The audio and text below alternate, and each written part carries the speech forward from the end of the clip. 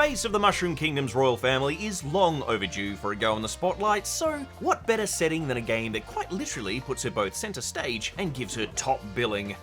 Princess Peach Showtime throws Peach into a situation unlike any she's faced before.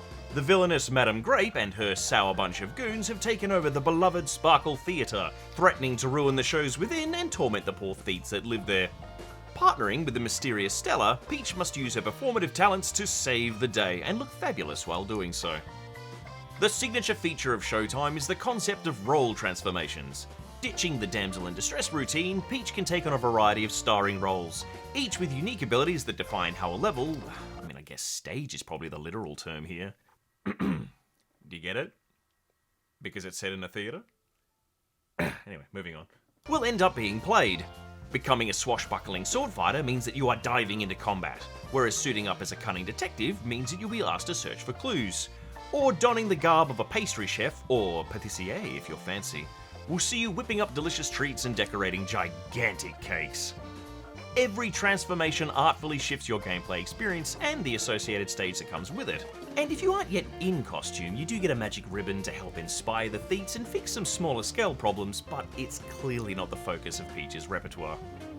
These role transformations are all incredibly varied and super creative, but the important thing is that they are all equally fun. After having a bombastic cowgirl adventure complete with lassos and a thrilling horse chase, seeing the game ask me to shift down several gears and just ponderously look for clues as a detective had me concerned that each experience might be a little too siloed to really make the game a cohesive experience. But in truth, I had just as much fun tracking down a stolen mural as I did with rustling up some diabolical cowpokes. The game also embraces its theatrical theme with vibrant environments inspired by the world of performance. Stages come alive with colourful backdrops and playful details, while the soundtrack offers a delightful mix of catchy tunes and dramatic flourishes. A continuous joy is seeing how the props and doodads within the world lean into the stage show aesthetic, roughly cut from cardboard or dangling from string, with texture work taking on the scrawled appearance of markers and hurried paint. It is deliciously appealing, and it does a lot to ensure that Showtime stands apart from other Nintendo adventures.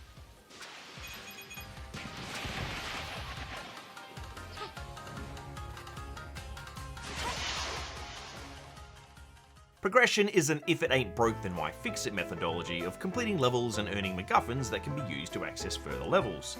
In the case of Showtime, you are earning Sparkle Gems by completing objectives within a level, which are then used to unlock a boss door. Every show has a generous amount of gems to be found either by exploration or completing a scripted challenge, with the replayability coming from some of the more cleverly hidden gems. Stages, are rarely a sprawling point A to point B affair, often having very clear screen-to-screen progression. Showing a stage direction, Peach will absolutely exit stage right. This can mean that your efforts to chase those additional Sparkle Gems may get roadblocked by the occasional whoopsie where you want to be on your means, which can be irritating when you picked up the scent of a hidden gem. It means that you will move from one screen to another and you can't backtrack, which means you need to wholly forsake that particular gem for this attempt and return to the level proper at a later time. There's no jumping back to a prior checkpoint. A similar title that handled this better in my mind would have been Kirby and the Forgotten Land, which seemed to really carefully signpost times when you'd be leaving an area for good, something that's sadly missing in Showtime. Pleasingly, the amount of Sparkle Gems gained by completing a level in a fairly standard way seems to be plenty to keep progression cooking along. This means that the completionist portion of the game is mostly for fun, and to gain glamour shots from the resident theatre photographer showing off how great you performed in your latest role. The ethereal playhouse that is the Sparkle Theatre has precisely enough room to run more than a dozen concurrent stage productions, so you'll have to forgive the somewhat cramped nature of your platforming space. Particularly when the scenery budget does allow for the occasional thing like a giant ice-skating arena or a high-budget epic flying segment for Mighty Peach to take down an enemy UFO. The grandiose nature of these areas made all the more enjoyable after the smaller scale segments.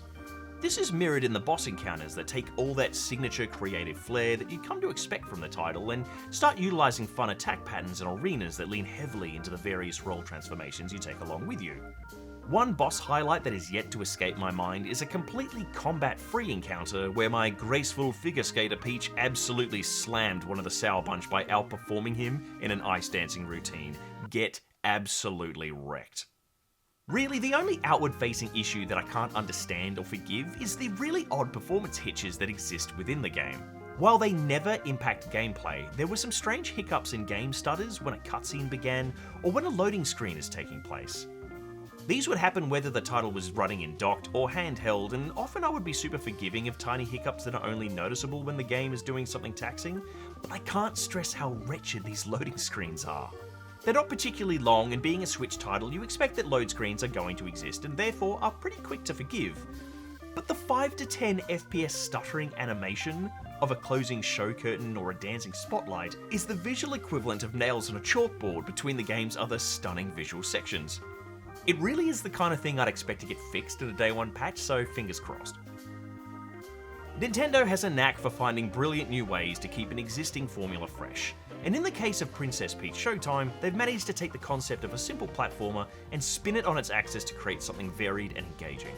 The Showtime format offers a fantastic opportunity to explore the capabilities of Peach as a character, allowing her to literally slip into multiple roles and wear a myriad of hats, crushing each and every one she attempts.